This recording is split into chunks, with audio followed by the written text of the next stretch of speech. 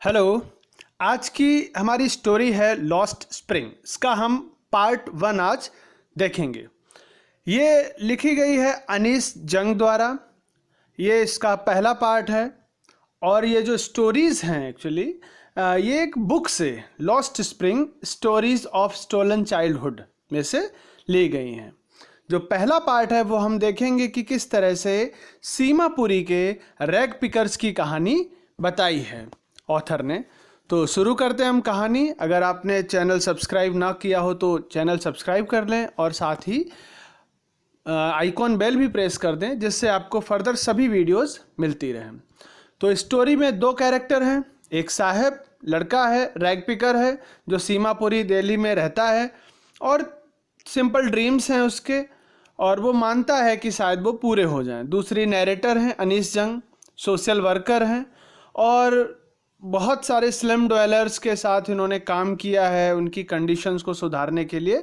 तो उस की बात हम करेंगे। जो पहली स्टोरी है वो है समटाइम्स आई फाइंड ए रूपी इन द गार्बेज। कहानी किसकी है? साहेब द रैग पिकर।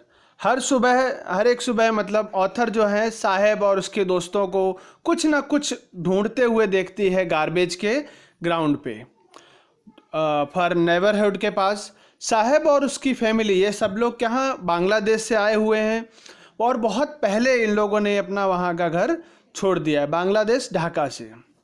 वहाँ स्टॉर्म्स की वजह से सब बर्बाद हो गया और कुछ भी नहीं बचा। पॉवर्टी की वजह से उनको वहाँ जगह छोड़ के यहाँ एक अच्छी लाइफ के लिए आना पड़ा, पर अनफॉर्चुनेटली यहाँ कुछ नहीं मिला तो सर्वाइवल के लिए वो रैग पिकिंग का काम करने लगे। ऑथर साहब से एक बार पूछते हैं कि वो रैग पिकिंग का काम क्यों करता है, मतलब स्कूल क्यों नहीं जाता। तो वो जवाब देता है कि वो जहाँ रहता है वहाँ आसपास में कोई स्कूल नहीं है। तो ऑथर यूं ही कहते हैं कि ओके मैं प्रॉमिस करते हूँ तुम्हारे लिए स्कूल वहाँ पर खोलेंगे। कुछ दिनों के बाद में जब फिर से साहब देखता है साहब ऑथर को तो उससे आके पूछता है कि क्या आपने स्कूल खोल दिया है। और ऑथर यहाँ थोड़े से एम्बेरस फील करती हैं और उनको रियलाइज़ भी होता है कि इन लोगों के लिए जो प्रॉमिसेस हैं वो कभी भी फुलफिल नहीं किए जाते हैं, चाहे वो नेता हैं या समाज सुधारक हैं, सब सिर्फ प्रॉमिस करते हैं। और अब उनको इन चीज़ों का एहसास भी हो रहा था क्योंकि जिस हिसाब से उसने ये कहा। कुछ मंथ के बाद जब ऑथर उसको जानने लगी, साहब का फुल नाम जाना पूछा तो उसका फुल नाम था साहेब आलम। ऑथर ने नोटिस किया इसके नाम की आयरनी के बारे में, क्योंकि नाम का मतलब होता है लॉर्ड ऑफ यूनिवर्स, लेकिन हकीकत में तो ऐसा कुछ है ही नहीं और साहब को भी शायद उसके नाम के बारे में पता नहीं हो, क्योंकि वो क्या करता है, वो तो अपनी गैंग के साथ खुले पैर बेयर फुट स्ट्रीट्स पे रैग पिकिंग का काम करता है। ऑथर क्यूरियसली जानना चाहती है कि वो लोग स्लीपर्स क्यों नहीं पहनते। तो एक तो कह देता है कि उसकी माँ उसको लाके नहीं देती हैं और दूसरा कहता है कि वो शूज़ चाहता है। पर हकीकत तो ये है कि बहुत सारे लोग वहाँ बेयरफुट वो इनका एक ट्रेडिशन है। ऐसा नहीं कि पैसे की कीमत, पर जनरली पुअर लोग एक ट्रेडिशन के तौर पे वहाँ पर पैदल चल बेयरफुट पसंद करते हैं। और अनीस जंग जो है उनको ये चीज़ बड़ी अजीब लगती है कि इस चीज़ को पॉवर्टी के साथ जोड़ा जाता है। साथ में दूसरी बात उनको एक और याद आती है कि एक मैन ने उडीपी से जो आया था, उन्होंने बताया था कि यंग बॉय था, उसके फादर जो प्रीस्ट थे और मंदिर में ही, और उसके पास कुछ भी नहीं था मतलब कि, तो वो प्रे करता था कि उसको एक पेयर ऑफ शूज़ मिल जाए। कुछ सालों के बाद अराउंड 30 ईयर्स लेटर ऑथर जब दोपहर से पहुँचती है वहाँ तो देखते हैं कि वहाँ के लोगों के पास, सभी के पास पेयर ऑफ शूज़ और चप्पल हैं। जो लड़का था वो हाँफते हुए आता है और उसने शूज़ पहने होते हैं। तो वो कहानी मतलब कि बताती हैं कि कहीं ना कहीं जो लोग ये विश करते हैं तो वो पूरी फुलफिल होती हैं और उन लोगों की भगवान भी मदद करते हैं। और यहाँ पर वही बताया कि जैसे यंग लड़का वो चाहता था शूज़ पहनना तो उसके पास शूज़ हैं, और जबकि यहाँ दूसरी तरफ रैग पिकर्स के मामले में तो देखते हैं कि वहाँ पर सब लोग बेयरफुट ही रहते हैं। दूसरी चीज़ जो ऑथर लोगों के बारे में देखते हैं कि वो सीमापुरी के एरिया में रहते हैं और जो दिल्ली की सरफेस में है और माइल्स तक ये लोग फैले हुए हैं, मतलब लगभग मोर देन 10,000 और अदर्स इस तरह के शूलेस रैग पिकर्स हैं, साहेब जैसे लड़के। और ये लोग 1971 के बाद से बांग्लादेश से यहाँ रिफ्यूजी के तौर पे आए थे। बहुत ही पुअर कंडीशन में रहते हैं, मड स्ट्रक्चर में। उनका जो घर है वो मड का है, टिन की रूफ है या टारपोलिन, वो मतलब बारिश जो वाटरप्रूफ जो चादर सी होती है वो है। उनके पास कोई भी फैसिलिटी नहीं है, कोई ड्रेनेज की सुविधा नहीं है। 30 सालों से ज़्यादा रह रहे हैं, फिर भी अभी तक कोई आइडेंटिटी कार्ड नहीं है। हाँ, उनके पास राशन कार्ड है। आइडेंटिटी कार्ड की उनको ज़्यादा ज़रूरत नहीं लगती। उनको ऐसा लगता है कि उनको सोने से पहले खाना मिल जाए, मतलब भूखे पेट ना सोना पड़े, वो उनके लिए ज़्यादा प्रेफरेंस है।